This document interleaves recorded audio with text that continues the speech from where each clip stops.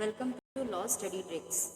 आज का हमारा चैप्टर रहने वाला है भारतीय साक्ष्य अधिनियम के सेक्शन 2 के अंदर जो डेफिनेशंस दी गई हैं उनको हम एक डिफरेंट टेक्निक के साथ इजी तरीके से कैसे याद रख सकते हैं, तो इसके बारे में हम डिस्कस करेंगे। मैंने एक छोटा सा प्रयास किया है कि मैं एक शॉर्ट ट्रिक के माध्यम से इन डेफिनेशन को इजी तरीके से याद करने का बेस्ट तरीका। भारतीय साक्ष्य अधिनियम 2023 में कुल 4 पार्ट हैं, 12 चैप्टर हैं, 170 धाराएं हैं और कुछ नई धाराएं जोड़ी गई हैं इसमें, जिसमें कि 3 धाराएं जोड़ी गई हैं और 4 धाराओं को हटाया गया है। इसमें 6 धाराओं में संशोधन किया गया है, ठीक है। और राष्ट्रपति द्वारा इसको जो स्वीकृति मिली है वो 25 दिसंबर 2023 को मिली है और भारत के राजपत्र के भाग 2 खंड 1 में इसको प्रकाशित किया गया है, जिसको हम प्रकाशित तिथि कहते हैं, ठीक है। लागू तिथि है इसकी 1 जुलाई 2025। अब हम बात करेंगे कि भारतीय साक्ष्य अधिनियम में परिभाषाएं कितनी हैं।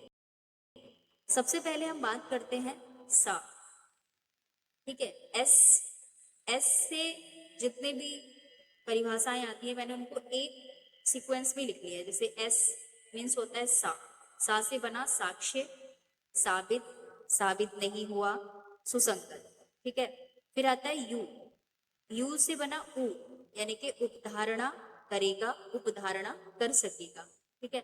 उसके बाद आता है एन से हो गया ना, यानी कि न्यायालय, निश्चायक सबूत, ना साबित। दा से बना दस्तावेज। उसके बाद आता है आपका टी एंड वी। टी से बना तथ्य और वी से बना विवादक तथ्य। अब इसको हम ट्रिक के साथ कैसे याद करेंगे, बस इसमें एक चीज ध्यान रखनी है कि हमें साक्ष्य, साबित नहीं हुआ, सुसंगत, इस सीक्वेंस को अच्छे से याद रखना है। इसको इसी वे में लिखना है जिससे कि हमें याद रहे कि फर्स्ट नंबर में हमने साक्ष्य लिखा है, सेकंड में साबित, फिर साबित नहीं हुआ, फिर सुसंगत, तो फिर हमारे से मिस्टेक नहीं होगी, ठीक है। इसको सीक्वेंस को अच्छे से याद रखना है। अब आता है कि इसकी ट्रिक क्या है। तो S4, ठीक है। इसमें एस के अंदर कुल 4 डेफिनेशंस दी गई है, ठीक है। एस से कितनी डेफिनेशन आती है? 4। एस साक्ष्य, यानी कि साक्ष्य को 2-1 ई में डिफाइन किया गया है, ठीक है। साबित को 2-1 जे में डिफाइन किया गया है और S3 जो है आपका साबित नहीं हुआ, यानी कि इसको 2-1 आई में और सुसंगत को 2-1 के में डिफाइन किया गया है। तो इसका हमने इसको इस तरीके से लिखा है इजिक्ट, यानी कि S4 इजिक्ट। इसी तरीके से यू में 2 डेफिनेशंस हैं और उपधारणा करेगा 2-1 एल, उपधारणा कर सकेगा को 2-1 एच में डिफाइन किया गया है। एन से 3 डेफिनेशंस हैं, न्यायालय, निश्चायक सबूत और नासाबित। न्यायालय की परिभाषा भारतीय साक्ष्य अधिनियम 2023 के सेक्शन 2(1)A के अंदर दी गई है, ठीक है। निश्चायक सबूत 2(1)B और नासाबित 2(1)C में दिया गया है। डी फॉर डॉक्यूमेंट्स, इसकी डेफिनेशन 2(1)D में दी गई है। अब आता है तथ्य और विवादक तथ्य। टी से तथ्य है, बी से विवादक तथ्य है। तो 2(1)F में तथ्य को डिफाइन किया गया है और 2(1)G के अंदर विवादक तथ्य को डिफाइन किया गया है, ठीक है। अब इसके ट्रिक के बारे में हम बात करते हैं। इसका है इस SUND, इसको हमने एक साथ कर लिया और TV को हमने इधर, और इनका कोड हो गया 42312, यानी कि S के अंदर 4 डेफिनेशन है, U के अंदर 2 डेफिनेशन है, N के अंदर 3 डेफिनेशन है, D के अंदर 1 डेफिनेशन है और TV के अंदर 2 डेफिनेशन है। ठीक है, तो टोटल हमारी जो डेफिनेशंस हो गई हैं वो हमने इसको इस तरीके से कोड में डिफाइन कर दिया है।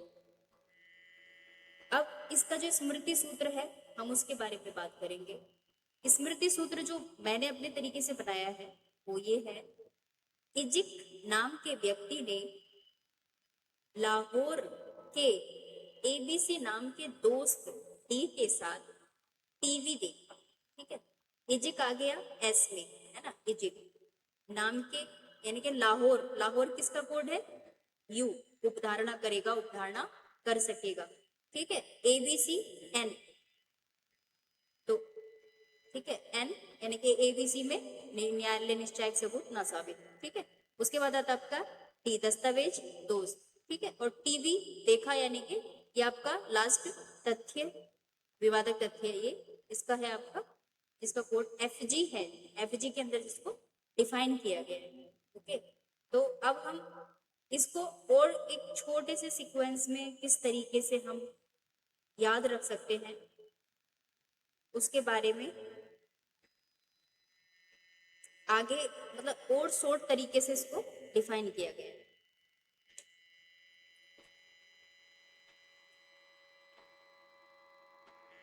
ये है, ठीक है ना। आप इस तरीके से कोड वर्ड में भी कि SUND टीवी, ठीक है ना, 21E 21J 21I 21A 21L 21H 21A 21B 21C 21D।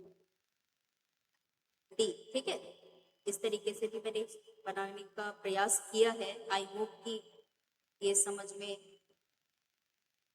ठीक है। बाकी एक डिफरेंट तरीके से ये सब एक बार अच्छे से याद हो गया तो डेफिनेटली मुझे नहीं लगता कि हमसे मिस्टेक हो पाएगी, क्योंकि मैंने स्ट्रिक से ही याद किया है। मैं खुद शॉर्ट तरीके ढूंढने की कोशिश करती हूँ जिससे कि आसानी से हम याद रख सके, क्योंकि अभी हमारे लॉ के अंदर काफी अमेंडमेंट हुए जिसकी वजह से इतनी सारी डेफिनेशंस याद रखना टफ होता है। तो उसको कोड वर्ड में हम किस तरीके से याद रख सकते हैं, उसके लिए एक छोटा सा प्रयास किया गया है। आई होप कि ये प्रयास आपके लिए कुछ हेल्पफुल रहेगा। So thank you so much.